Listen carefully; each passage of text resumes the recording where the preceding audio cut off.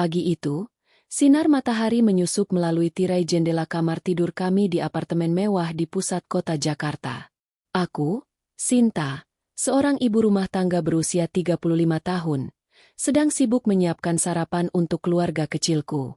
Suamiku, Bima, seorang eksekutif sukses di perusahaan multinasional, sudah bersiap-siap untuk berangkat ke kantor. Anak kami, Raka, yang berusia 10 tahun, masih tertidur lelap di kamarnya. Kehidupan kami terasa sempurna. Rumah yang nyaman, karir Bima yang cemerlang, dan aku yang menikmati peran sebagai istri dan ibu yang setia. Tapi, semuanya berubah ketika telepon berdering. Aku mengangkat ponselku yang bergetar di meja dapur. Nomor yang tidak dikenal, tapi kode area menunjukkan itu dari daerah pedesaan di Jawa Tengah. "Halo?" Jawabku dengan suara ramah. Suara di seberang sana terdengar lemah dan familiar. Itu Mbok Siti, ibu dari Asih, asisten rumah tangga kami yang sudah bekerja bersama kami selama hampir 8 tahun. Asih adalah bagian tak terpisahkan dari keluarga kami. Dia yang mengurus rumah saat aku sibuk dengan kegiatan sosial, dia yang menemani Raka bermain, dan dia yang selalu siap mendengarkan curhatku tentang kehidupan kota yang kadang melelahkan. "Bu Sinta, ini Mbok Siti dari desa," katanya dengan suara bergetar. Asih sakit parah, Bu. Sudah seminggu dia demam tinggi, batuk-batuk terus, dan sekarang susah bernapas. Dokter desa bilang mungkin pneumonia atau apa gitu. Bu, kami sudah bawa ke puskesmas, tapi obatnya kurang ampuh.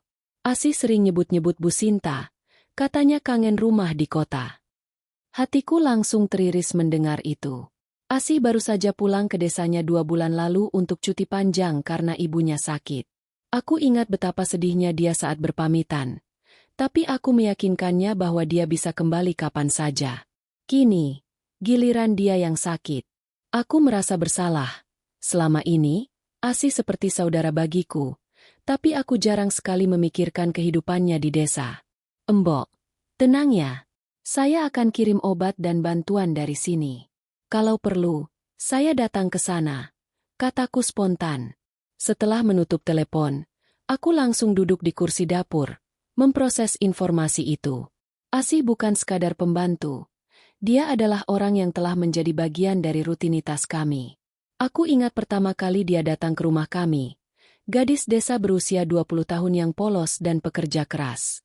Kini, dia sudah 28 tahun, masih lajang, dan selalu setia. Aku harus melakukan sesuatu. Tapi, bagaimana? Desanya terletak di lereng gunung, sekitar 6 jam perjalanan dari Jakarta, dengan jalan yang berliku dan minim fasilitas. Bima masuk ke dapur saat itu, sudah memakai setelan kerjanya yang rapi.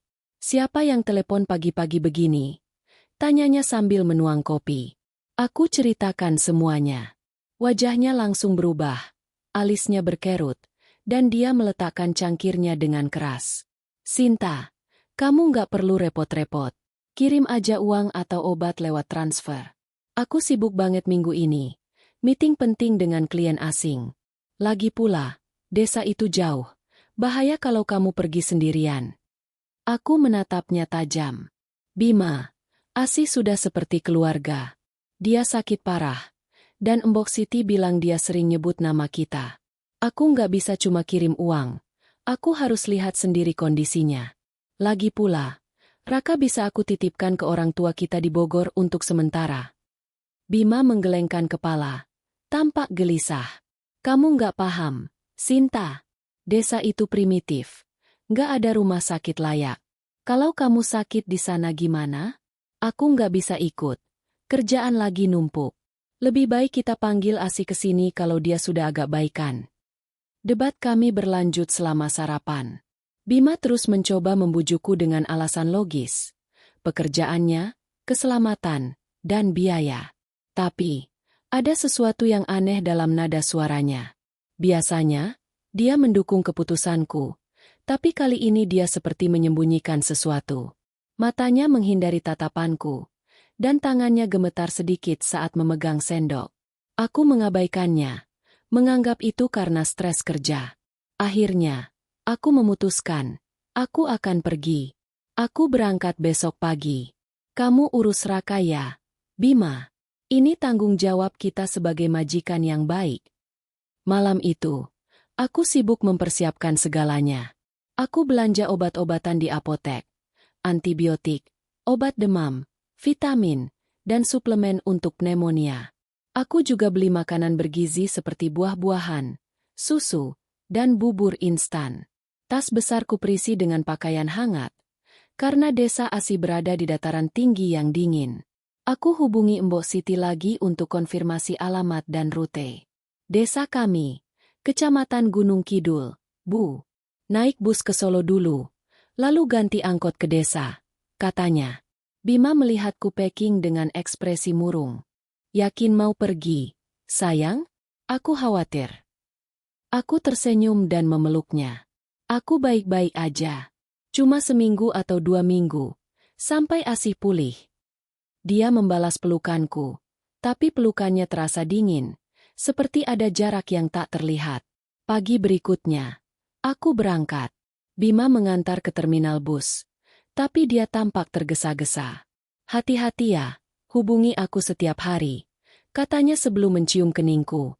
Bus berangkat, meninggalkan hiruk-pikuk Jakarta. Perjalanan panjang dimulai, melewati jalan tol yang mulus, lalu masuk ke jalan provinsi yang semakin rusak. Aku duduk di kursi dekat jendela, memandang sawah dan pegunungan yang mulai muncul. Pikiranku melayang ke Asih. Bagaimana kondisinya sekarang? Apakah dia benar-benar sakit parah? Setelah 6 jam, aku tiba di Solo. Dari sana, aku naik angkot kecil yang penuh sesak menuju desa. Jalan semakin sempit. Berliku-liku naik ke lereng gunung. Udara mulai dingin, dan hujan gerimis menyambutku. Akhirnya, sekitar sore hari, angkot berhenti di pinggir jalan desa. Mbok Siti sudah menunggu dengan payung lusuh. Bu Sinta, terima kasih sudah datang, katanya sambil memelukku erat. Desa itu indah tapi sederhana. Rumah-rumah bambu, sawah terasering, dan suara ayam berkokok. Mbok Siti mengantarku ke rumahnya. Sebuah gubuk kecil dengan atap seng. Di dalam, Asih terbaring di tikar. Wajahnya pucat, napasnya sesak. Bu Sinta. Bisiknya lemah saat melihatku. Aku langsung duduk di sampingnya, memegang tangannya. Asih, aku datang. Kamu harus sembuh ya. Malam pertama di desa terasa asing. Angin malam menusuk tulang, dan suara binatang malam membuatku sulit tidur. Aku beri Asih obat, masak bubur untuknya, dan ceritakan tentang Raka yang kangen padanya. Asih tersenyum lemah. Terima kasih, Bu. Saya nggak nyangka Bu datang ke sini. Aku balas. Kamu bagian dari keluarga kami, Asih. Tanpa kusadari, perjalanan ini baru permulaan. Desa yang tenang ini menyimpan rahasia yang akan menghancurkan segalanya. Tapi saat itu, aku hanya fokus pada Asih, tak menyadari bahwa suamiku, Bima, memiliki alasan tersendiri untuk mencegahku datang ke sini. Rahasia yang akan membuatku syok, marah, dan akhirnya, membalas dengan cara yang tak terbayangkan. Aku menghubungi Bima malam itu. Aku sudah tiba, sayang. Asih memang sakit parah. Jawabannya singkat. Baguslah, cepat pulang ya. Nada suaranya masih aneh, tapi aku abaikan. Besok, aku akan mulai merawat Asih dengan sungguh-sungguh. Siapa sangka, di balik kebaikan ini, ada pengkhianatan yang menanti. Hari kedua di desa kami dimulai dengan aroma tanah basah dan kabut tipis yang menyelimuti lereng gunung. Aku terbangun oleh suara ayam berkokok dan derit pintu kayu yang dibuka Mbok Siti. Cahaya pagi menyelinap melalui celah-celah dinding bambu rumah sederhana itu, menerangi ruangan kecil tempat Asih terbaring. Aku melirik jam di ponselku. Pukul 5.30 pagi. Jakarta terasa begitu jauh, dengan ritme kota yang sibuk dan dering notifikasi yang tak pernah berhenti. Di sini, waktu seolah berjalan lebih lambat, tapi ada ketenangan yang aneh, meski hatiku masih dipenuhi kekhawatiran untuk Asih. Aku bangkit dari tikar yang menjadi alas tidurku semalam. Tubuhku sedikit pegal karena terbiasa dengan kasur empuk di apartemen, tapi aku mengabaikannya. Prioritasku adalah Asih. Aku berjalan menuju sudut ruangan tempat dia tidur. Wajahnya masih pucat, tapi matanya sedikit lebih cerah dibandingkan kemarin. Bu Sinta, sudah bangun? Sapanya dengan suara serak, diikuti batu kecil yang membuatku khawatir. Aku tersenyum, memeriksa suhunya dengan termometer yang kubawa dari Jakarta. Masih agak demam. Asih. Tapi tenang. Aku bawa obat bagus. Kamu harus cepat sembuh. Embok Siti muncul dari dapur kecil di belakang rumah, membawa segelas teh hangat dan sepiring nasi dengan lauk tempe goreng. Makan dulu, Bu. Biar kuat ngurus Asih.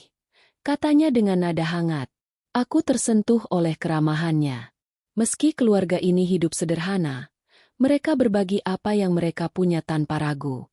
Aku duduk di lantai, menikmati sarapan sederhana itu sambil mendengar cerita Embok Siti tentang desa.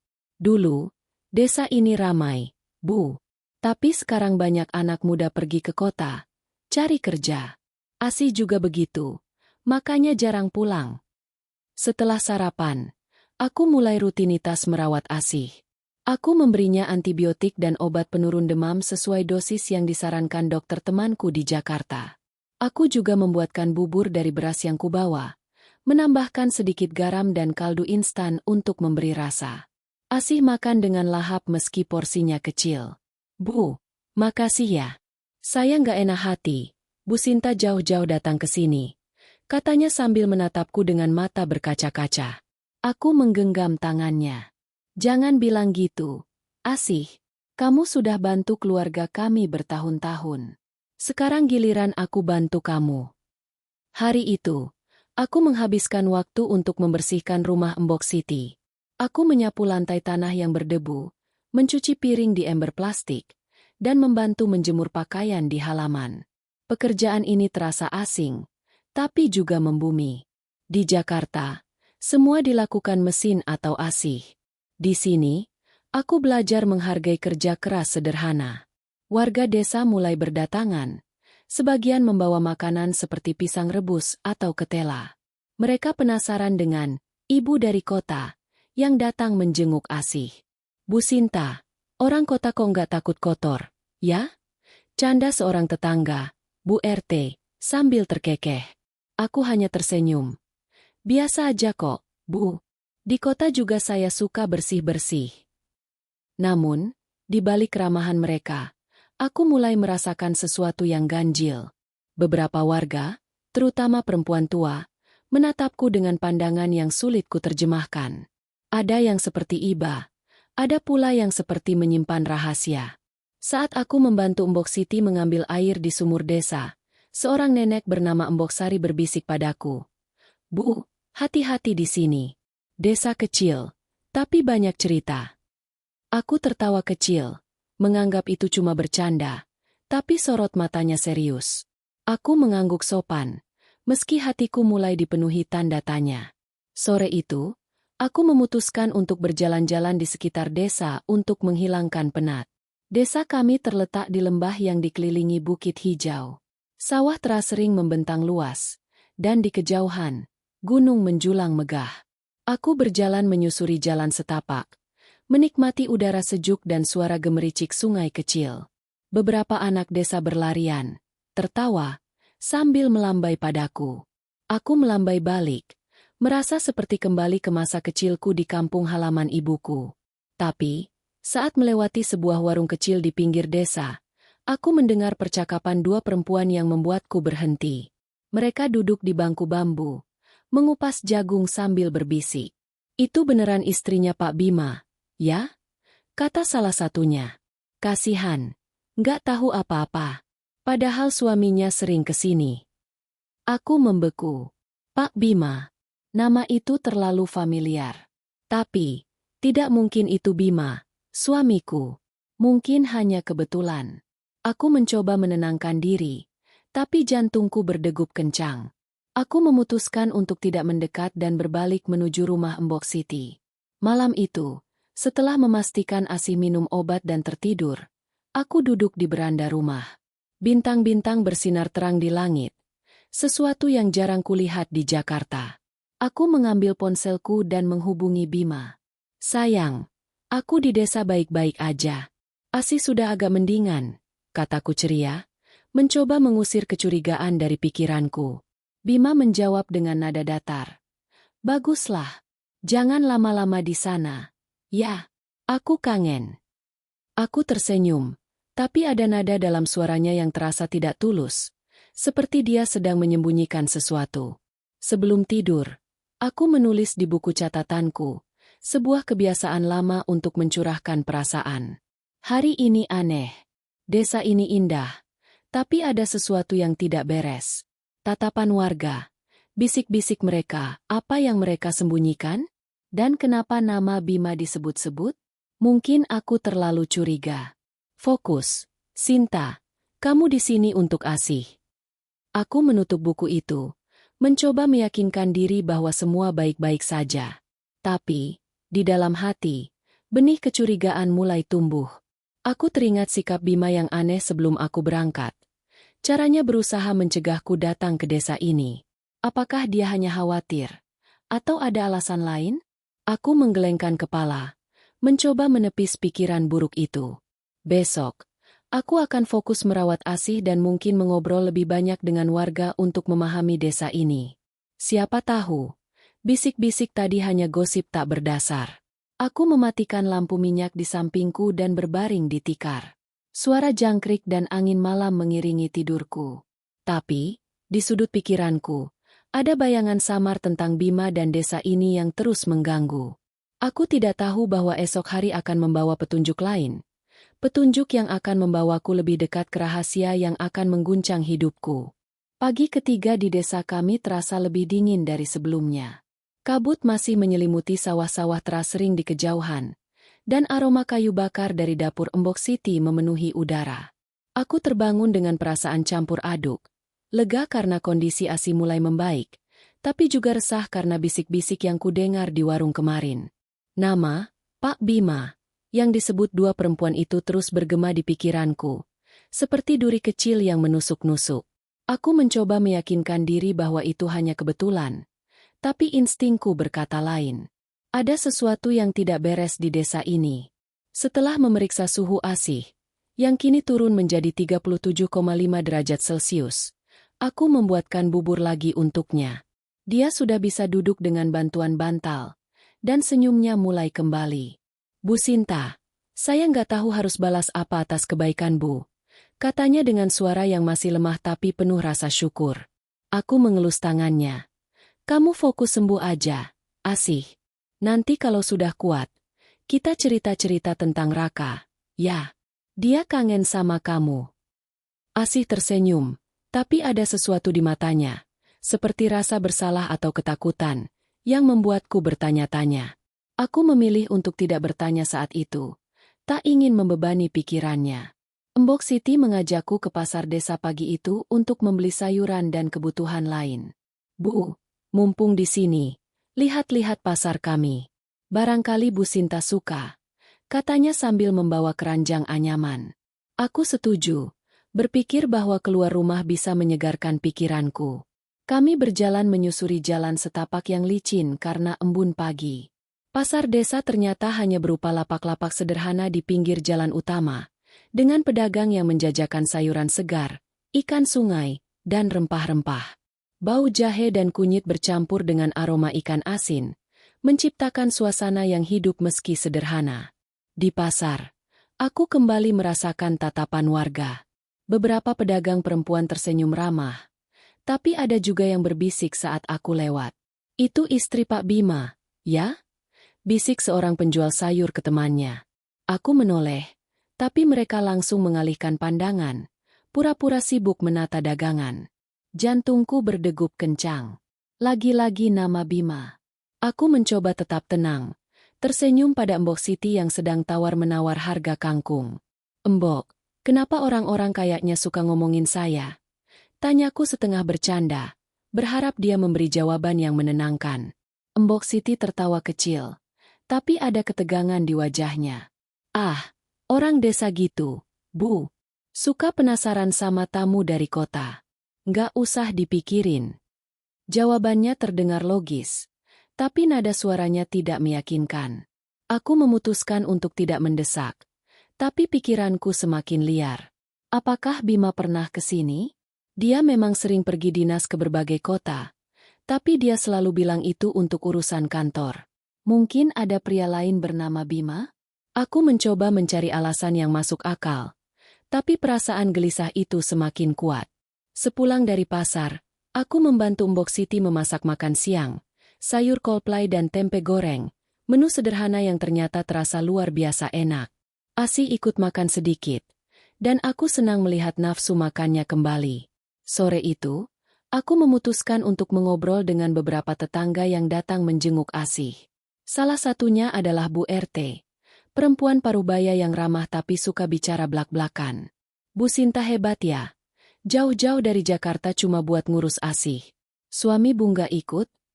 Tanyanya sambil mengipasi dirinya dengan daun pisang. Aku tersenyum. Bima sibuk di kantor, Bu. Dia nggak bisa ninggalin pekerjaan. Bu RT mengangguk. Tapi matanya menyipit seolah menimbang-nimbang sesuatu. Oh, Pak Bima ya? Orangnya baik. Ya. Sering kesini dulu, katanya sih bantu-bantu urusan proyek desa. Aku tersentak. Sering kesini? Ulangku, berusaha menjaga nada suaraku tetap santai. Bu RT seperti menyadari dia kelepasan bicara, buru-buru mengalihkan topik. Maksud saya, orang kota kan suka datang bantu desa. Bukan apa-apa, loh. Jantungku berdetak lebih kencang. Bima pernah bilang dia hanya sekali dua kali ke Solo untuk meeting, dan itu sudah lama. Tapi kenapa Bu RT bilang, sering? Aku mencoba mengingat kapan terakhir Bima pergi dinas ke daerah ini. Setahun lalu? Atau lebih sering dari yang dia ceritakan? Aku merasa seperti sedang menyusun puzzle, tapi potongannya masih terlalu sedikit. Malam itu, setelah memastikan Asih minum obat, aku duduk di beranda rumah Mbok Siti, memandang langit penuh bintang. Aku mengambil ponselku dan menelpon Bima. Sayang, kamu baik-baik aja? Tanyaku, berusaha terdengar ceria. Aku baik. Sinta, kamu kapan pulang? Raka kangen. Loh, jawabnya. Nada suaranya seperti biasa. Tapi ada sedikit ketegangan yang sulit kugambarkan. Asih masih perlu dirawat. Mungkin seminggu lagi. Oh ya. Kamu pernah ke desa kami ini, nggak? Orang-orang di sini bilang kenal nama Bima. Aku sengaja bertanya dengan nada santai, ingin melihat reaksinya. Ada jeda singkat di ujung telepon. Desa kami? Nggak pernah. Sayang, mungkin mereka salah orang. Banyak orang bernama Bima, kan?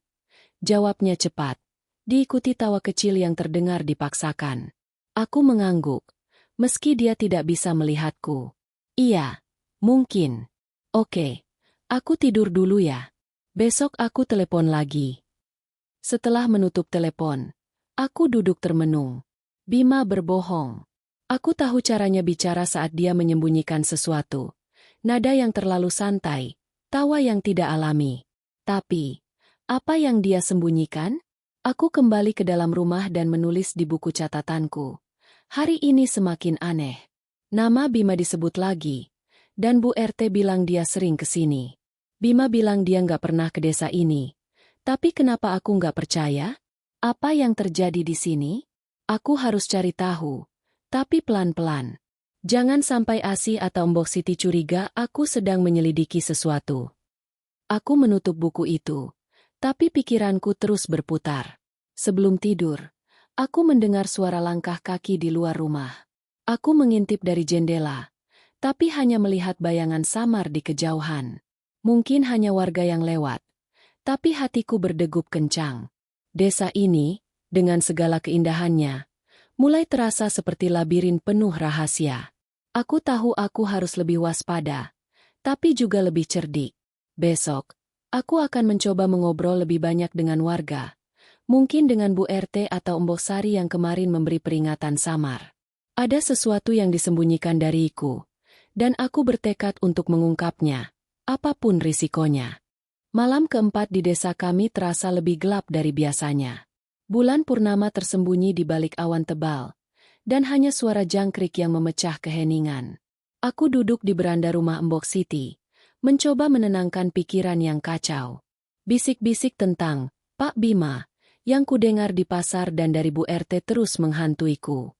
Bima, suamiku, yang kukenal selama 12 tahun pernikahan kami, tidak mungkin menyembunyikan sesuatu sebesar itu, bukan? Tapi nada suaranya yang aneh di telepon tadi malam, jeda singkat sebelum dia menyangkal pernah ke desa ini, membuatku semakin curiga. Aku tahu aku harus mencari tahu. Tapi bagaimana caranya tanpa membuat Asih atau Embok Siti curiga? Pagi itu, Asih terlihat lebih sehat. Dia sudah bisa berjalan pelan ke beranda dengan bantuanku, dan nafsu makannya meningkat. Aku membuatkan nasi tim dengan ayam suwir yang kubumbui sederhana, dan dia makan hampir setengah porsi. Bu Sinta, saya nggak tahu kenapa Bu sebaik ini sama saya, katanya sambil menatapku dengan mata berkaca-kaca. Aku tersenyum, tapi hatiku berat. Ada sesuatu dalam nada Asih yang terasa seperti dia menyimpan rahasia. Sama seperti tatapan warga desa yang kini kuperhatikan lebih cermat. Setelah memastikan Asih nyaman, aku memutuskan untuk mencari tahu lebih banyak. Embok Sari, nenek yang memberi peringatan samar di sumur beberapa hari lalu, adalah kuncinya. Dia sepertinya tahu sesuatu, tapi takut berbicara. Aku meminta izin kepada Embok Siti untuk pergi ke rumah Embok Sari, dengan alasan ingin membawa makanan untuknya sebagai tanda terima kasih atas kunjungannya kemarin. Boleh, Bu. Tapi hati-hati, rumah Embok Sari agak jauh, di ujung desa, kata Embok Siti. Aku mengangguk, membawa sekeranjang pisang rebus dan berangkat. Jalan menuju rumah Embok Sari melewati sawah dan hutan kecil yang rimbun. Udara pagi masih sejuk, tapi keringat mulai menetes di dahiku karena jalan setapak yang naik turun. Saat sampai, aku melihat Embok Sari sedang duduk di beranda rumahnya yang terbuat dari bambu, menganyam tikar. Embok, ini saya bawa pisang dari Embok Siti, sapaku sambil tersenyum. Dia menatapku dengan mata yang penuh keraguan, tapi mengangguk dan mempersilakanku duduk. Aku mulai mengobrol ringan tentang desa, cuaca, dan kesehatan Asih. Tapi perlahan, aku mengarahkan percakapan ke topik yang lebih serius. Embok, kemarin Embok bilang saya harus hati-hati. Maksudnya apa? Ya? Saya kan cuma di sini buat jenguk Asih. Embok Sari berhenti menganyam, menatapku lama sebelum berbicara. Bu Sinta, saya nggak suka ikut campur urusan orang. Tapi, desa ini kecil. Semua orang tahu apa yang terjadi. Soal suami Bu, Pak Bima, dia bukan orang asing di sini. Jantungku berdegup kencang. Maksud Embok apa? Bima bilang dia nggak pernah ke sini. Embok Sari menghela napas panjang. Bu, saya cuma bisa bilang, ada sesuatu yang besar di desa ini malam ini. Kalau Bu mau tahu, pergi ke rumah Pak Lurah nanti malam. Tapi hati-hati, jangan bilang siapa-siapa. Dia menolak menjelaskan lebih lanjut, hanya menggelengkan kepala saat aku mencoba mendesak. Sepanjang perjalanan pulang, pikiranku berputar-putar. Apa yang terjadi di rumah Pak Lurah malam ini? Dan kenapa Embok Sari begitu yakin itu ada hubungannya dengan Bima? Aku kembali ke rumah Embok Siti dengan hati penuh pertanyaan. Asih sedang tidur, dan Embok Siti sedang memasak di dapur. Aku memutuskan untuk tidak memberitahu siapapun tentang rencanaku malam ini. Aku harus melihat sendiri apa yang dimaksud Embok Sari. Malam itu, setelah memastikan Asih dan Embok Siti tertidur, aku mengenakan jaket gelap dan berjalan keluar rumah. Langit gelap, hanya diterangi lampu minyak dari beberapa rumah. Rumah Pak Lurah tidak terlalu jauh, sekitar 15 menit berjalan kaki. Jalan setapak terasa licin karena hujan sore tadi, dan aku harus berhati-hati agar tidak terpeleset. Semakin dekat ke rumah Pak Lurah, aku mendengar suara musik tradisional pelan, seperti gamelan, bercampur dengan suara orang berbincang. Aku bersembunyi di balik pohon besar di dekat rumah Pak Lurah, yang ternyata sedang ramai. Lampu-lampu minyak menerangi halaman, dan warga desa berkumpul dengan pakaian terbaik mereka. Aku melihat dekorasi sederhana dari janur dan bunga-bunga, seperti persiapan acara besar. Jantungku berdegup kencang saat aku menyadari ini bukan sekadar kenduri biasa. Ini adalah upacara pernikahan. Aku mengintip dari balik pohon, berusaha melihat lebih jelas. Di tengah halaman, seorang pria dan wanita duduk berdampingan di pelaminan sederhana.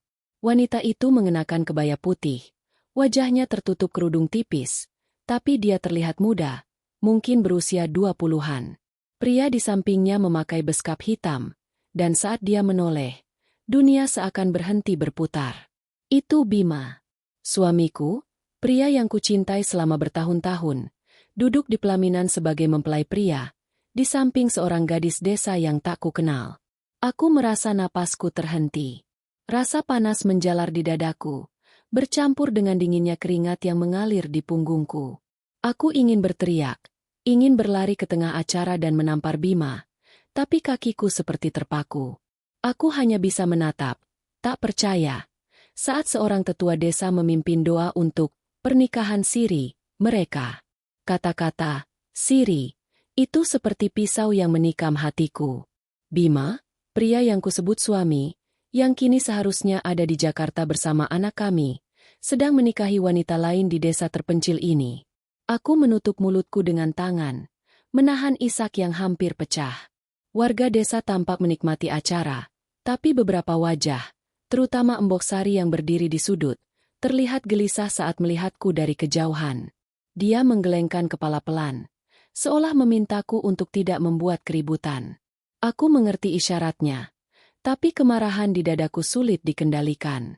Aku berbalik, berjalan tergesa-gesa kembali ke rumah Embok Siti, berusaha menahan air mata yang mulai mengalir. Di beranda rumah, aku duduk, mencoba mengatur napas. Aku mengambil buku catatanku dan menulis dengan tangan gemetar. Bima menikah siri. Di depan mataku sendiri. Dia mengkhianatiku, keluargaku, anakku. Aku nggak akan memaafkannya. Dia harus membayar untuk ini. Tapi aku harus cerdas. Aku nggak akan bertindak gegabah. Aku akan buat dia menyesal seumur hidup. Aku menutup buku itu, tapi hatiku masih terbakar. Aku tahu malam ini adalah awal dari sesuatu yang besar, awal dari rencana balas dendamku. Keesokan pagi setelah menyaksikan pernikahan siri Bima, aku terbangun dengan kepala yang berat dan hati yang masih terbakar. Cahaya pagi menyelinap melalui celah-celah dinding bambu rumah Embok Siti, tapi keindahan desa ini tidak lagi terasa menenangkan. Setiap suara, kicau burung, derit pintu kayu, bahkan tawa anak-anak di kejauhan, terasa seperti ejekan terhadap luka yang menganga di hatiku. Gambar Bima, suamiku, duduk di pelaminan sederhana bersama gadis desa itu terus berputar di pikiranku, seperti film yang diputar ulang tanpa henti. Aku ingin berteriak, menghancurkan sesuatu, tapi aku tahu itu bukan caraku. Aku harus cerdas, dingin, dan penuh perhitungan. Aku bangkit dari tikar, mencuci muka dengan air dingin dari ember di sudut ruangan. Cermin kecil di dinding memperlihatkan wajahku yang pucat, dengan lingkaran hitam di bawah mata. Aku tidak tidur nyenyak semalam. Setiap kali memejamkan mata, aku melihat Bima menggenggam tangan gadis itu. Tapi di balik kemarahan, ada tekad yang mulai membara. Bima akan membayar pengkhianatannya. Tapi aku tidak akan bertindak gegabah. Aku akan menggali lebih dalam, mengumpulkan fakta, dan memastikan dia merasakan konsekuensi yang lebih pedih dari sekadar amarahku. Di dapur, Embok Siti sedang menanak nasi. Aroma kayu bakar dan daun pandan membuatku sedikit tenang. Bu Sinta, kok pucat? Kurang tidur ya? Tanyanya sambil menatapku dengan khawatir. Aku tersenyum tipis, berusaha menyembunyikan gejolak di hatiku. Cuma agak capek. Embok, semalam susah tidur. Mungkin kedinginan. Dia mengangguk, tapi matanya seolah mencoba membaca lebih dalam. Aku tahu Embok Siti mungkin juga tahu sesuatu. Tapi aku belum siap bertanya. Belum waktunya. Aku memeriksa Asih, yang kini sudah bisa duduk sendiri di beranda sambil menikmati udara pagi. Bu, saya sudah jauh lebih baik. Maaf ya, Bu Sinta repot-repot datang jauh. Katanya dengan senyum lemah. Aku memaksakan senyum, tapi pikiranku tidak sepenuhnya ada di sana. Aku mulai bertanya-tanya, apakah Asih tahu tentang Bima? Dia sudah bekerja untuk kami bertahun-tahun, dan Bima sering berinteraksi dengannya untuk urusan rumah.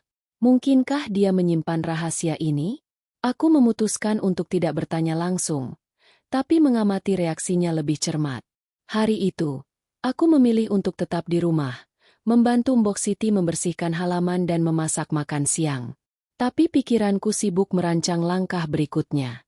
Aku perlu tahu lebih banyak tentang gadis yang dinikahi Bima, tentang bagaimana hubungan mereka dimulai, dan seberapa jauh pengkhianatan ini berlangsung.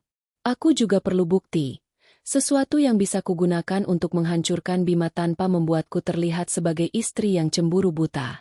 Aku mengambil ponselku dan mengirim pesan singkat ke Bima. Sayang, ASih makin membaik. Aku mungkin tinggal seminggu lagi. Kamu di Jakarta baik-baik aja. Aku sengaja menulis dengan nada biasa, ingin melihat bagaimana dia merespons. Balasannya datang beberapa menit kemudian. Bagus, sayang. Aku di Jakarta. Kerjaan lagi padat. Raka baik-baik aja sama orang tua. Cepat pulang ya. Kangen. Aku menatap pesan itu dengan jijik. Kangen?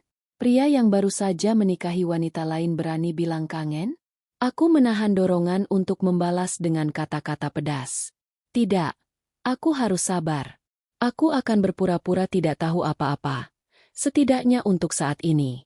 Sore itu, Bu RT datang menjenguk ASih lagi.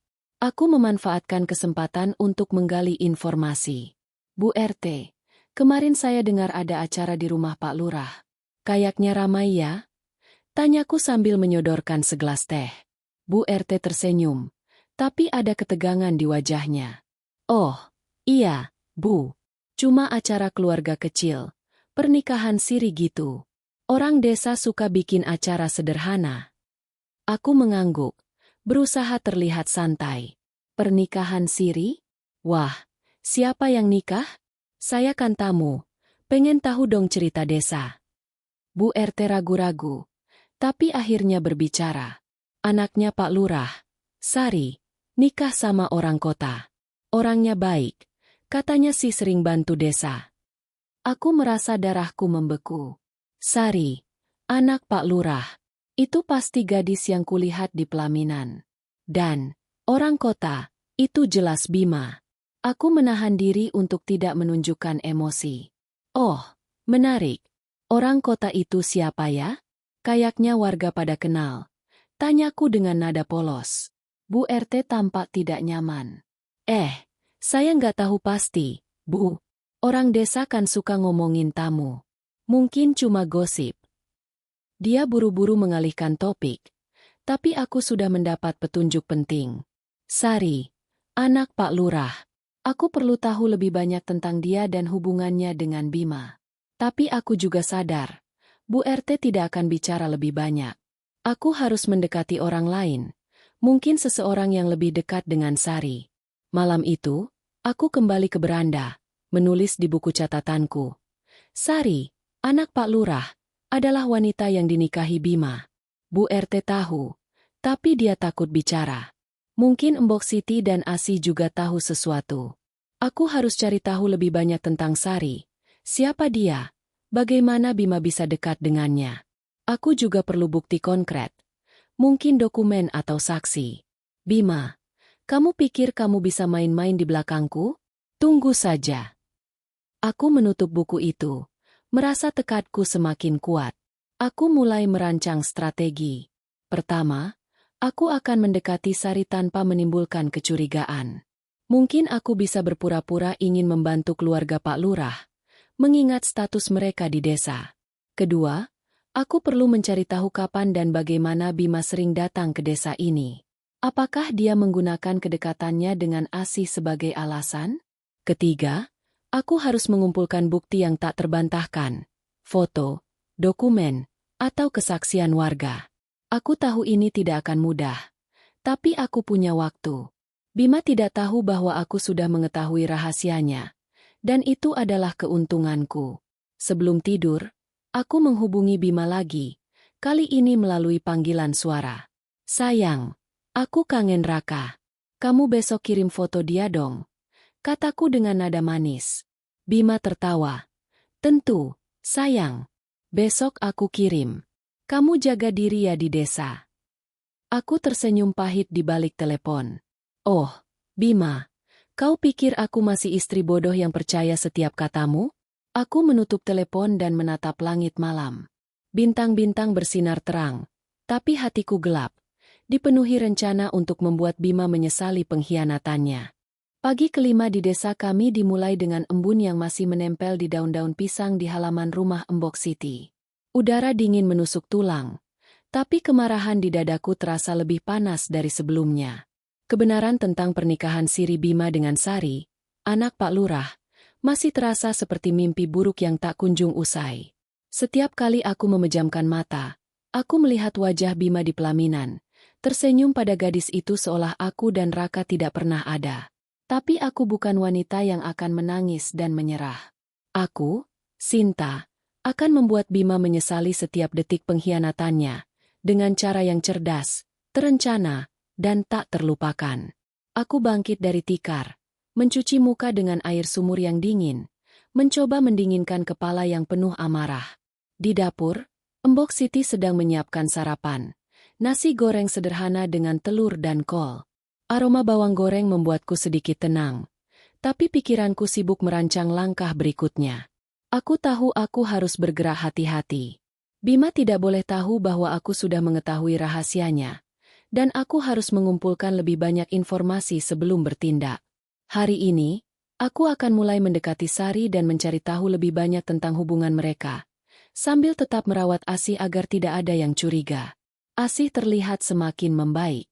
Dia sudah bisa berjalan tanpa bantuan, meski masih lelet, dan batuknya mulai reda. Bu Sinta, saya nggak tahu apa jadinya kalau Bu nggak datang, katanya sambil memegang tanganku. Aku tersenyum, tapi hatiku bertanya-tanya. Apakah Asih tahu tentang Bima? Dia sudah bekerja untuk kami selama bertahun-tahun, dan Bima sering berbicara dengannya tentang urusan rumah. Mungkinkah dia terlibat dalam rahasia ini? Aku memutuskan untuk mengujinya dengan pertanyaan ringan. Asih, dulu Pak Bima pernah cerita nggak? Kalau dia ke desa ini untuk urusan kantor? Katanya sih dia bantu proyek desa. Aku memperhatikan wajahnya dengan saksama. Asih menunduk. Wajahnya sedikit tegang. Nggak tahu, Bu. Pak Bima kan sibuk. Mungkin kesini cuma sebentar-sebentar. Jawabnya cepat, lalu buru-buru mengalihkan topik. Bu, saya boleh coba makan nasi biasa hari ini, nggak? Aku mengangguk. Tapi kecurigaanku terhadap Asih bertambah. Dia tahu sesuatu, tapi takut bicara.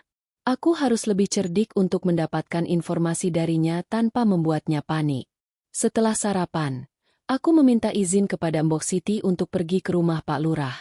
Embok, saya mau bawa buah untuk keluarga Pak Lurah. Katanya kan mereka baru bikin acara. Mungkin saya bisa bantu apa gitu, kataku dengan nada polos. Embok Siti mengangguk, tapi matanya penuh pertanyaan. Hati-hati ya, Bu. Keluarga Pak Lurah baik, tapi ya, pokoknya hati-hati. Aku tersenyum, berpura-pura tidak memahami nada peringatannya, dan berangkat dengan sekeranjang mangga yang kubeli dari pasar kemarin. Rumah Pak Lurah lebih besar dari kebanyakan rumah di desa, dengan dinding bata dan atap genteng. Di halaman, sisa-sisa dekorasi pernikahan masih terlihat. Janur yang sudah layu dan beberapa kursi bambu yang belum disingkirkan. Aku mengetuk pintu, dan seorang wanita muda membukakan pintu. Itu dia, Sari, gadis yang dinikahi Bima. Wajahnya cantik, dengan kulit sawo matang dan mata yang besar, tapi ada kecemasan di ekspresinya saat melihatku. Selamat siang, saya Sinta, tamu dari Jakarta. Saya bawa buah untuk keluarga Pak Lurah. Sapaku sambil tersenyum lebar, berusaha menutupi kemarahan yang membakar dadaku. Sari tersenyum gugup. Oh, terima kasih, Bu. Saya Sari, anak Pak Lurah.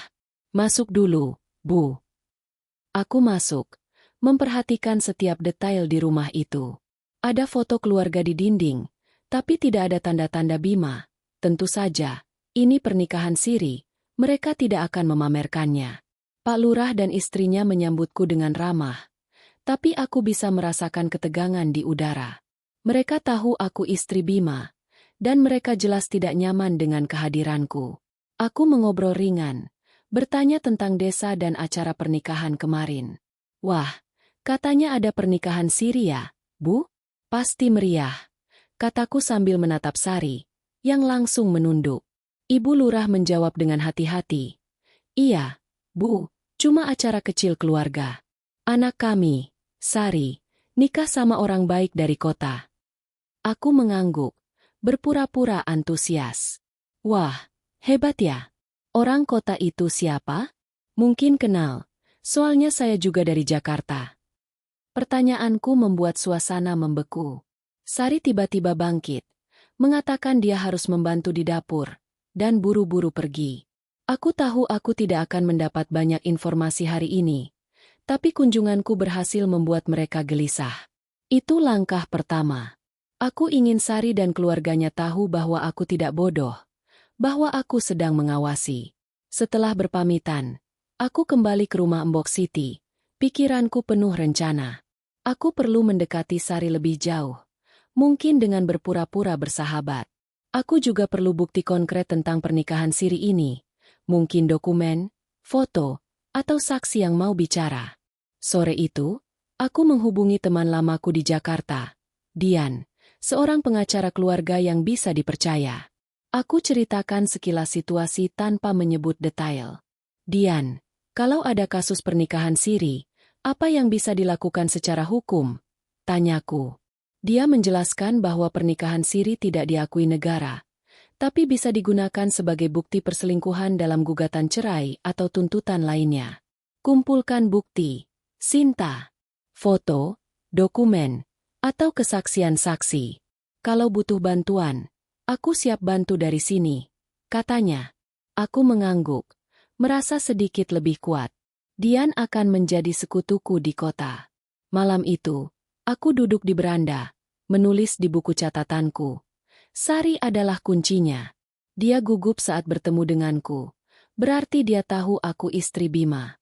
Aku akan dekati dia, buat dia lengah, dan cari tahu bagaimana Bima bisa menipunya. Asih juga tahu sesuatu. Aku yakin. Aku harus cari cara bikin dia bicara. Dan Bima, dia pikir dia bisa main-main di belakangku? Aku akan pastikan dia kehilangan segalanya. Reputasi, kepercayaan keluarga, semuanya. Aku menutup buku itu, merasa tekadku semakin kokoh. Sebelum tidur, aku mengirim pesan ke Bima. Sayang, aku rindu rumah. Tapi Asih masih butuh aku. Kamu jaga Raka baik-baik ya. Balasannya singkat. Iya, sayang. Aku juga kangen. Jaga diri. Aku tersenyum pahit. Bima, kau tidak tahu bahwa setiap kata manismu sekarang hanya menambah bahan bakar untuk rencanaku. Desa ini mungkin kecil, tapi ini akan menjadi medan perangku. Aku akan membuatmu menyesal, dengan cara yang tak pernah kau bayangkan. Hari ke-6 di desa kami terasa seperti permen karet yang meleleh di bawah sinar matahari. Lengket, panas, dan penuh ketegangan yang tak kunjung reda. Aku bangun dengan tekad yang lebih kuat dari sebelumnya. Pengkhianatan Bima bukan lagi sekadar luka di hati, melainkan bahan bakar untuk rencana balas dendamku yang semakin matang. Kunjunganku ke rumah Pak Lurah kemarin berhasil membuat Sari dan keluarganya gelisah. Dan itu adalah langkah pertama yang sempurna. Sekarang, aku harus menabur benih kekacauan, membuat desa ini berbisik, mempertanyakan hubungan Bima dan Sari, tanpa mereka tahu bahwa akulah dalang di balik semua ini. Pagi itu, aku memulai hari dengan rutinitas biasa, memeriksa kondisi Asih, yang kini sudah bisa duduk di beranda dan bahkan membantu Mbok Siti mengupas bawang. Bu Sinta, saya sudah jauh lebih sehat. Mungkin minggu depan saya bisa balik ke Jakarta, katanya dengan senyum lebar. Aku tersenyum balik, tapi pikiranku sibuk. Asih masih menyimpan sesuatu. Reaksinya kemarin saat ku sebut Bima terlalu mencurigakan untuk diabaikan. Aku harus membuatnya bicara, tapi dengan cara yang halus. Setelah sarapan, aku memutuskan untuk pergi ke warung kecil di pinggir desa, tempat di mana aku pertama kali mendengar bisik-bisik tentang Bima. Warung itu dikelola oleh Bu Marni, seorang janda paruh baya yang terkenal suka bergosip. Aku membawa sekeranjang ketela rebus sebagai alasan untuk mengobrol. Bu Marni, Ini ketela dari Embok Siti. Katanya Bu Marni suka. Kataku sambil tersenyum ramah. Bu Marni, dengan apron lusuhnya, tersenyum lebar. Wah, Bu Sinta baik banget. Masuk dulu, Bu. Kita ngobrol sambil minum teh. Aku duduk di bangku bambu di depan warung, mengarahkan percakapan dengan hati-hati. Bu, saya dengar ada pernikahan siri di rumah Pak Lurah. Kayaknya heboh ya? Orang kota, katanya. Bu Marni langsung bersemangat. Matanya berbinar. Iya, Bu. Anaknya Pak Lurah, Sari, nikah sama pria dari Jakarta. Orangnya ganteng, katanya sih kaya, sering bantu desa. Namanya Pak Bima. Aku pura-pura kaget. Bima. Wah, kebetulan banget. Nama suami saya juga Bima. Tapi dia nggak pernah cerita ke saya soal desa ini. Bu Marni menatapku dengan ekspresi campur aduk, antara kasihan dan penasaran. Ya ampun, Bu. Bisa aja beda orang, kan? Tapi, orang desa bilang sih, Pak Bima ini sudah lama bolak-balik ke sini. Katanya dekat sama keluarga Pak Lurah. Apalagi sama Sari. Aku tersenyum tipis, berpura-pura tidak terlalu peduli. Oh, gitu ya? Wah, mungkin suami saya harus dengar ini, biar nggak dikira orang lain, hahaha. Tawa kecilku sengaja ku buat ringan, tapi aku tahu benih pertama sudah ditanam. Bu Marni pasti akan menyebarkan cerita ini ke warga lain, dan gosip tentang istri Pak Bima dari kota akan mulai menyebar. Sepulang dari warung, aku sengaja mampir ke rumah Bu RT, yang sedang menyapu halaman. Aku membawa sekaleng biskuit yang kubawa dari Jakarta sebagai hadiah. Bu RT, ini buat anak-anak di rumah. Oh ya, saya tadi di warung Bu Marni dengar soal pernikahan Sari. Katanya suaminya orang Jakarta. Namanya Bima. Lucu ya, sama kayak nama suami saya. Kataku dengan nada santai. Bu RT langsung berhenti menyapu. Wajahnya pucat. Iya, Bu. Mungkin cuma kebetulan.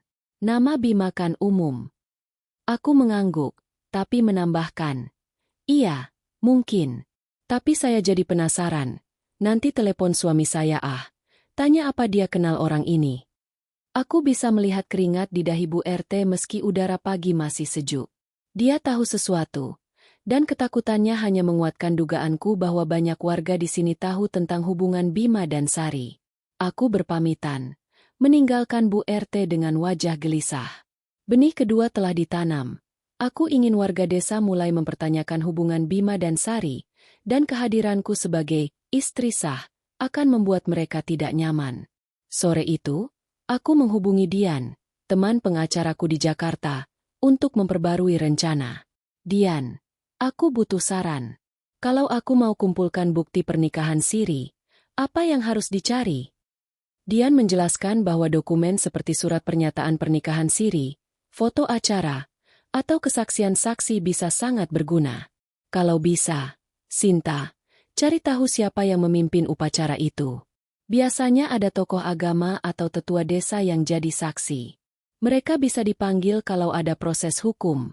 Katanya, aku mencatat sarannya, bertekad untuk mencari dokumen atau bukti fisik di rumah Pak Lurah.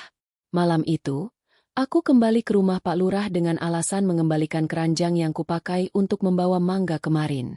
Sari yang membukakan pintu, dan aku sengaja mengulur waktu dengan mengobrol ringan. Sari, aku dengar kamu baru nikah. Selamat ya. Suamimu orang Jakarta, katanya. Wah, sama dong. Suamiku juga dari Jakarta, kataku dengan senyum lebar. Sari tersenyum gugup. Tangannya gemetar saat mengambil keranjang. Iya, Bu. Terima kasih. Jawabnya singkat. Lalu buru-buru menutup pintu. Aku tahu dia takut.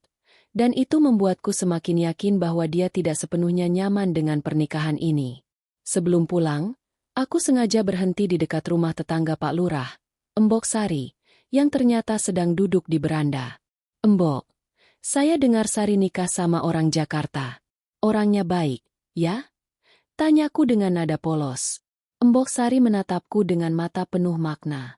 Bu Sinta, saya cuma bisa bilang, hati-hati. Orang kota itu manis di mulut, tapi nggak selalu jujur di hati. Aku mengangguk, berterima kasih, dan pulang dengan perasaan puas. Mbok Sari jelas tahu lebih banyak, dan aku akan mendekatinya lagi nanti. Di beranda rumah Mbok Siti, aku menulis di buku catatanku. Hari ini aku mulai menabur benih kekacauan. Bu Marni dan Bu RT sudah gelisah. Sari ketakutan, dan warga mulai berbisik. Aku harus terus tekan mereka tanpa mereka sadar aku sedang merencanakan sesuatu. Besok, aku akan coba cari bukti di rumah Pak Lurah. Mungkin dokumen atau foto. Bima, kau pikir kau bisa sembunyi?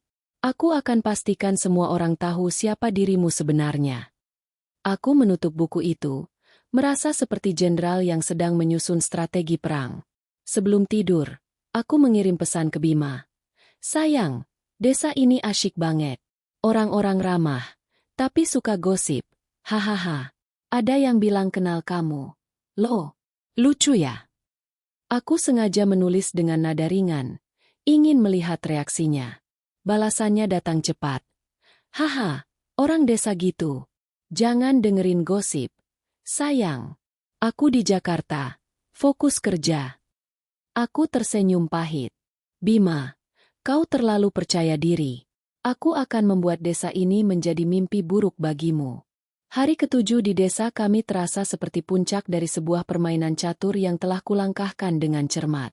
Setiap langkah yang kugulirkan selama seminggu terakhir, bisik-bisik yang kusemai di warung Bu Marni, kegelisahan yang kutinggalkan di hati Bu RT, dan ketakutan yang terpancar dari wajah Sari, kini mulai membuahkan hasil. Desa ini, yang awalnya terasa seperti tempat asing yang damai, kini menjadi arena di mana aku akan menjebak Bima dalam permainan yang dia pikir dia kuasai. Aku tidak lagi hanya seorang istri yang dikhianati. Aku adalah dalang yang akan mengatur akhir cerita ini dengan penuh perhitungan. Pagi itu, udara di desa kami terasa lebih berat. Mungkin karena awan mendung yang menggantung di langit. Aku bangun lebih awal dari biasanya. Duduk di beranda rumah Mbok Siti sambil menyeruput teh pahit. Pikiranku sibuk menyusun langkah terakhir. Aku perlu bukti nyata tentang pernikahan Siri Bima dan Sari, dan aku harus membuat mereka terperangkap dalam situasi yang tidak bisa mereka bantah. Aku tahu aku harus bertindak cepat, karena Bima mungkin mulai curiga dengan pesan-pesan santai yang sengaja kukirim untuk mengguncangnya. Asih, yang kini hampir pulih sepenuhnya, membantu Mbok Siti menyiapkan sarapan. Aku memperhatikan gerak-geriknya dengan saksama. Dia masih menghindari topik tentang Bima. Tapi aku yakin dia tahu lebih banyak daripada yang dia akui. Asih, kamu sudah sehat banget ya? Nanti kalau balik ke Jakarta, Raka pasti senang ketemu kamu lagi, kataku sambil tersenyum. Asih mengangguk, tapi matanya menunduk. Iya, Bu. Saya juga kangen Raka. Jawabnya singkat. Aku memutuskan untuk tidak mendesaknya hari ini. Aku punya rencana lain yang lebih mendesak. Setelah sarapan, aku meminta izin kepada Mbok Siti untuk pergi ke rumah Pak Lurah lagi. Mbok, saya mau ke rumah Pak Lurah. Bawa kue dari Jakarta. Katanya Sari suka kue manis. Kataku, menunjukkan sekotak biskuit coklat yang sengaja kubawa sebagai alasan. Mbok Siti mengangguk, tapi wajahnya penuh kekhawatiran. Bu Sinta, kenapa kok sering ke sana? Hati-hati ya, keluarga Pak Lurah orang berpengaruh di desa ini. Aku tersenyum, berpura-pura tidak memahami peringatannya. Tenang, Mbok.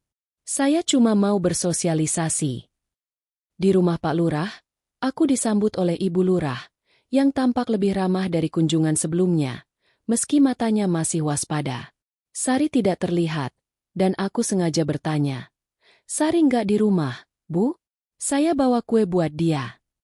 Ibu Lurah tersenyum kaku. Sari lagi ke sawah, Bu. Nanti saya sampaikan. Terima kasih ya. Aku mengangguk, lalu dengan sengaja mengarahkan percakapan ke topik yang sensitif. Oh ya, Bu. Saya dengar Sari nikah sama orang Jakarta. Suami saya juga dari Jakarta. Namanya Bima. Lucu ya. Katanya orang desa kenal nama Bima ini. Mungkin mereka kenal suami saya. Hahaha. Wajah Ibu Lurah langsung berubah. Dia berdehem, lalu buru-buru mengalihkan topik. Iya, Bu. Nama Bima kan umum. Oh ya, kue ini enak ya. Dari mana belinya? Aku tahu dia panik, dan itu membuatku puas. Aku tidak tinggal lama, tapi sebelum pergi, aku sengaja meninggalkan ponselku di meja tamu dengan aplikasi perekam suara menyala. Aku berpura-pura lupa, berkata, "Wah, ponsel saya ketinggalan. Nanti saya balik lagi ya, Bu." Ibu lurah mengangguk, tampak lega saat aku berpamitan. Aku kembali ke rumah Pak Lurah sejam kemudian, mengambil ponselku, dan mendengarkan rekaman itu di beranda rumah Mbok Siti. Ternyata, setelah aku pergi, Ibu Lurah langsung menghubungi seseorang, kemungkinan besar Bima. "Bima, istri kamu itu tadi kesini lagi. Dia kayak curiga. Tanya-tanya soal pernikahan. Kamu bilang dia nggak tahu apa-apa. Tapi sekarang dia banyak tanya. Apa kita harus hentikan dulu?" Aku tersenyum pahit. Bukti pertama sudah di tangan. Suara Ibu Lurah yang panik adalah senjata yang akan kugunakan nanti. Sore itu, aku memutuskan untuk mempercepat rencanaku. Aku tahu ada acara kenduri di balai desa malam ini untuk merayakan panen, dan banyak warga, termasuk keluarga Pak Lurah, akan hadir. Aku meminta Mbok Sari, yang kini mulai terbuka padaku, untuk membantu. "Mbok, kalau saya mau kasih kejutan buat desa, apa yang bisa saya lakukan di kenduri nanti?" tanyaku. Mbok Sari, yang jelas tidak menyukai keluarga Pak Lurah karena urusan tanah di masa lalu, tersenyum licik. "Bu, kalau mau bikin heboh, bawa sesuatu yang bikin orang bicara. Misalnya, foto atau cerita yang bikin orang kaget." Ide Mbok Sari memberiku inspirasi. Aku menghubungi Dian, teman pengacaraku, dan memintanya mencari informasi tentang Bima di Jakarta. "Dian, coba cek apakah Bima sering pergi ke Solo atau daerah sekitarnya atas nama dinas. Kalau bisa, cari tahu siapa yang dia temui." Dian berjanji akan menghubungi rekan-rekan Bima di kantor dengan hati-hati. Sementara itu, aku menyiapkan kejutan untuk kenduri malam ini. Di balai desa, suasana ramai dengan musik gamelan dan aroma makanan tradisional. Aku membawa kamera kecil yang kubawa dari Jakarta dan mengambil foto-foto acara, termasuk Sari yang duduk di samping ibunya dengan wajah cemas. Aku juga sengaja mendekati beberapa warga, berbincang tentang orang kota yang sering datang ke desa. Katanya si orang Jakarta, namanya Bima. "Lucu ya, sama kayak nama suami saya," kataku pada sekelompok ibu-ibu. Mereka saling pandang, lalu berbisik, dan aku tahu benih kekacauan yang kutanam mulai tumbuh.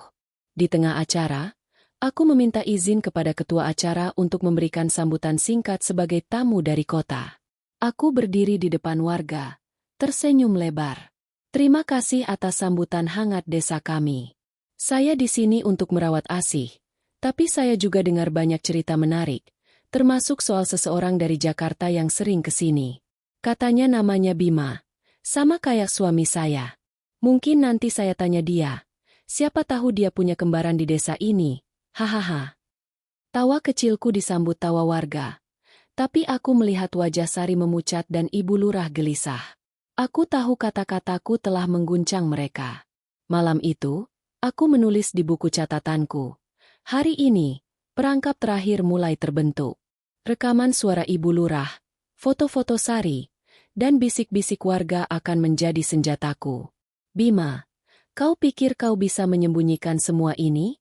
Aku akan pastikan kau dan Sari terjebak dalam situasi yang tak bisa kalian hindari. Besok, aku akan hubungi Dian lagi untuk memastikan bukti dari Jakarta. Kau akan menyesal." Aku menutup buku, merasa seperti sedang memegang kendali penuh atas permainan ini. Sebelum tidur, aku mengirim pesan ke Bima. "Sayang, tadi aku ikut kenduri di desa. Seru banget. Orang-orang pada cerita soal orang Jakarta yang suka kesini. Namanya Bima," katanya. "Kocak ya, kayak nama kamu." Balasannya lambat, dan ketika datang, singkat. "Haha, jangan dengerin gosip, sayang. Aku di Jakarta." Aku tersenyum dingin. "Bima, kau sudah masuk perangkapku." Hari ke-8 di desa kami terasa seperti klimaks dari badai yang telah kusiapkan dengan cermat selama seminggu terakhir. Aku, Sinta, bukan lagi sekadar istri yang dikhianati, melainkan seorang arsitek yang telah membangun perangkap sempurna untuk Bima. Rekaman suara Ibu Lurah, foto-foto Sari dikenduri, dan bisik-bisik warga yang kini menyebar seperti api di desa ini adalah senjata-senjata yang kugenggam erat. Pagi itu, udara di lereng gunung terasa lebih tajam, seolah alam sendiri tahu bahwa hari ini akan menjadi hari pembalasan.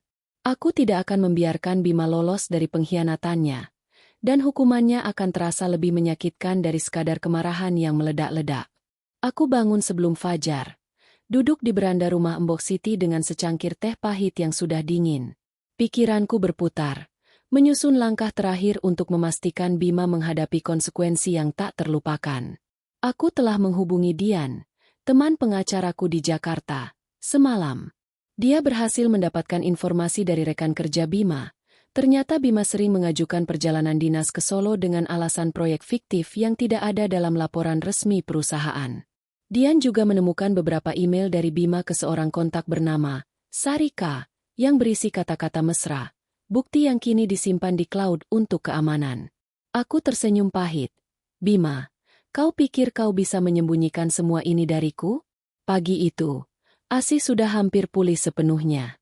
Dia duduk di beranda, menikmati sinar matahari pagi sambil mengupas kacang.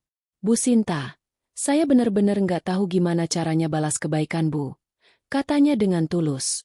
Aku memandangnya, masih mencurigai bahwa dia tahu sesuatu tentang Bima, tapi aku memilih untuk tidak mendesaknya hari ini. Aku perlu fokus pada langkah besar yang akan kulakukan. Asih, kamu fokus sembuh aja. Nanti kita pulang bareng ke Jakarta, ya, kataku, sengaja menjaga nada suaraku tetap hangat.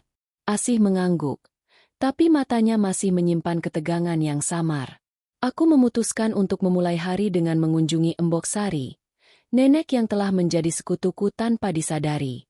Aku membawa sekeranjang pisang rebus sebagai alasan. Embok, saya mau minta tolong. Malam ini saya mau bikin kejutan kecil untuk desa. Mungkin sambutan terima kasih sebelum saya pulang ke Jakarta. Embok bisa bantu saya ajak warga ke balai desa? Tanyaku dengan nada polos. Embok Sari menatapku dengan mata penuh makna. Bu Sinta, saya tahu Bu bukan orang sembarangan. Apapun yang Bu rencanain, saya bantu. Tapi hati-hati, keluarga Pak Lurah punya pengaruh besar di sini. Aku tersenyum. Tenang, Embok. Saya cuma mau kasih kenangan manis untuk desa. Rencanaku sederhana tapi sadis. Aku akan mengadakan acara perpisahan di balai desa malam ini, mengundang semua warga, termasuk keluarga Pak Lurah dan Sari. Di acara itu, aku akan mengungkap kebenaran tentang Bima di depan semua orang, dengan bukti yang tak terbantahkan. Aku juga telah menghubungi orang tua Bima di Bogor, mengirimkan rekaman suara Ibu Lurah dan beberapa foto Sari yang kuambil di Kenduri. Mereka terkejut dan marah, menuntut Bima pulang segera untuk menjelaskan. Aku tahu ini akan menghancurkan harga dirinya, karena keluarga besarnya sangat menjunjung nilai-nilai tradisional. Sore itu, aku menghubungi Bima melalui panggilan video, berpura-pura ceria. Sayang, malam ini aku bikin acara kecil di balai desa, semacam perpisahan sebelum pulang. Kamu nggak bisa datang ya? Sayang sekali, kataku dengan senyum manis. Bima, yang tampak gelisah di layar, menjawab cepat. Acara apa, Sinta? Jangan lama-lama di sana. Aku khawatir. Aku tertawa kecil. Tenang, sayang. Cuma ngobrol sama warga. Oh ya, orang-orang di sini bilang kenal kamu. Loh, aku bilang mereka salah orang. Hahaha. Ada jeda panjang sebelum dia menjawab. Iya, pasti salah orang. Aku di Jakarta. Nada suaranya penuh ketegangan, dan aku tahu dia mulai panik. Malam itu, balai desa dipenuhi warga. Embok Sari berhasil mengajak hampir semua tetangga, termasuk keluarga Pak Lurah. Sari hadir dengan wajah cemas, duduk di samping ibunya yang tampak sama gelisahnya. Aku berdiri di depan warga, mengenakan kebaya sederhana yang kubawa dari Jakarta, tersenyum lebar seolah ini hanyalah acara biasa. Terima kasih kepada warga desa kami atas sambutan hangatnya. Saya datang untuk merawat Asih, Tapi saya juga belajar banyak tentang kehidupan desa. Malam ini, saya ingin berbagi cerita tentang keluarga, kepercayaan, dan kebenaran. Aku sengaja berhenti, membiarkan kata-kataku menggantung di udara. Warga menatapku dengan penasaran. Beberapa berbisik. Aku melanjutkan, saya dengar banyak cerita menarik di desa ini, termasuk tentang seorang pria dari Jakarta yang sering datang, namanya Bima. Lucu ya, nama itu sama dengan suami saya. Aku mengeluarkan ponselku, memutar rekaman suara Ibu Lurah yang kini terdengar jelas di speaker kecil yang kusiapkan. Bima, istri kamu itu tadi kesini lagi. Dia kayak curiga, tanya-tanya soal pernikahan. Wajah Ibu Lurah memucat, dan Sari menunduk, tangannya gemetar. Warga mulai berbisik keras. Beberapa menatap keluarga Pak Lurah dengan tatapan penuh tanya. Aku melanjutkan. Saya juga punya foto dari acara pernikahan siri di rumah Pak Lurah. Mungkin warga bisa bantu jelaskan. Siapa pria ini? Aku menunjukkan foto Bima di pelaminan, yang kini kuperbesar di proyektor sederhana yang dipinjam dari kantor desa. Desahan kaget terdengar dari warga, dan Sari tiba-tiba bangkit, berlari keluar dari balai desa dengan air mata. Aku tidak mengejarnya. Aku hanya menatap warga dengan tenang. Saya bukan orang desa ini, tapi saya tahu arti keluarga. Pria ini, Bima, adalah suami saya. Dia mengkhianati saya, anak kami, dan nilai-nilai yang dia junjung. Saya tidak akan memaafkannya, tapi saya juga tidak akan menghukumnya di depan warga. Saya hanya ingin kebenaran terungkap. Aku menutup sambutanku, meninggalkan balai desa dalam kegaduhan. Warga berbisik. Beberapa mendekati Pak Lurah dan istrinya, menuntut penjelasan. Malam itu, aku kembali ke rumah Mbok Siti dan menulis di buku catatanku. Bima, kau sudah jatuh ke perangkapku. Desa ini sekarang tahu siapa dirimu, dan keluargamu di Bogor akan memastikan kau tidak bisa lari dari kebenaran. Aku belum selesai. Jakarta menantimu dengan hukuman yang lebih besar. Kau akan kehilangan segalanya. Aku menutup buku. Merasa puas tapi juga hampa. Hukuman ini sadis. Tapi itu yang pantas untuk pengkhianatanmu, Bima. Sebelum tidur, aku mendapat pesan dari orang tua Bima. Sinta, kami terkejut dan malu. Bima dalam perjalanan ke Bogor sekarang. Kami akan bicara dengannya. Maafkan kami. Aku tidak membalas. Aku hanya tersenyum dingin. Tahu bahwa ini baru permulaan dari akhir hidup Bima seperti yang dia kenal. Hari ke-9 di desa kami terasa seperti akhir dari sebuah babak panjang yang penuh gejolak. Setelah pengungkapan dramatis di balai desa tadi malam, desa ini tidak lagi sama. Bisik-bisik warga kini berubah menjadi percakapan terbuka, dan keluarga Pak Lurah, terutama Sari, menjadi pusat perhatian. Aku, Sinta, telah berhasil menabur kekacauan yang kuinginkan, dan kebenaran tentang pengkhianatan Bima kini terbongkar di hadapan warga. Tapi perjuanganku belum selesai. Jakarta menanti, dan di sana, Bima akan menghadapi babak terakhir dari hukumanku. Aku tahu, ini bukan hanya tentang balas dendam. Ini tentang mengambil kembali kendali atas hidupku dan melindungi Raka, anakku, dari luka yang lebih dalam. Pagi itu, udara di desa kami terasa lebih ringan, seolah beban rahasia yang selama ini menyelimuti desa telah terangkat. Aku bangun dengan perasaan campur aduk. Puas karena rencanaku berhasil, tapi juga hampa karena pernikahanku yang kukira kokoh telah hancur. Aku mencuci muka dengan air sumur, menatap bayanganku di ember plastik yang berkilau. Wajahku lelah, tapi mataku penuh tekad. Aku bukan lagi Sinta yang polos, yang percaya pada janji-janji manis Bima. Aku adalah Sinta yang baru, yang akan membangun kembali hidupnya dari puing-puing pengkhianatan. Asih, yang kini sudah hampir pulih sepenuhnya, membantu Mbok Siti menyiapkan sarapan, nasi uduk dengan tempe orek dan sambal teri. Bu Sinta, saya benar-benar nggak tahu harus bilang apa. Bu sudah bantu saya sembuh, tapi saya dengar apa yang terjadi di balai desa tadi malam. Katanya dengan suara pelan, matanya menunduk. Aku tahu dia ingin mengatakan lebih, mungkin tentang Bima, tapi aku hanya mengangguk. Asih, kamu nggak perlu mikir apa-apa. Fokus sembuh, dan kita pulang ke Jakarta bareng, ya? Kataku, sengaja menjaga nada suaraku tetap hangat. Aku masih curiga Asih tahu sesuatu, tapi aku memutuskan untuk menunda pertanyaan itu sampai kami kembali ke kota. Setelah sarapan, aku mulai mengemas barang-barangku. Aku sudah memesan tiket bus untuk kembali ke Jakarta sore ini, dan Asih akan ikut bersamaku. Mbok Siti memelukku erat saat aku berpamitan. Bu Sinta, terima kasih atas semua kebaikan Bu buat Asih. Tapi, maafkan kalau desa ini bikin Bu sedih, katanya dengan mata berkaca-kaca. Aku tersenyum pahit. Mbok, desa ini nggak salah. Yang salah adalah orang yang nggak menghargai kepercayaan. Aku memeluknya kembali, lalu berjalan menuju halte angkot dengan Asih di sampingku. Di angkot yang penuh sesak menuju Terminal Solo, Asih tiba-tiba berbicara. Bu, maaf kalau saya nggak jujur dari awal. Saya tahu soal Pak Bima dan Sari. Tapi saya takut bilang. Soalnya Pak Bima bilang itu cuma urusan bisnis. Aku menatapnya tajam, tapi menahan amarahku. Asih, kenapa kamu nggak bilang dari dulu? Tanyaku dengan nada dingin. Dia menunduk. Air mata menetes di pipinya. Saya takut, Bu. Pak Bima bilang kalau saya cerita, saya bisa dipecat. Saya cuma pembantu. Bu, saya butuh kerja itu. Hatiku terasa perih mendengarnya. Asih hanyalah korban lain dari kebohongan Bima. Aku menggenggam tangannya. Kamu nggak akan dipecat, Asih. Tapi mulai sekarang, jangan sembunyikan apapun dari saya. Perjalanan ke Jakarta terasa panjang dan melelahkan. Di bus, aku menghubungi Dian, teman pengacaraku, untuk memperbarui rencana. Dian, aku sudah punya rekaman suara Ibu Lurah, foto-foto Bima di pernikahan Siri, dan email-emailnya ke Sari. Apa langkah selanjutnya?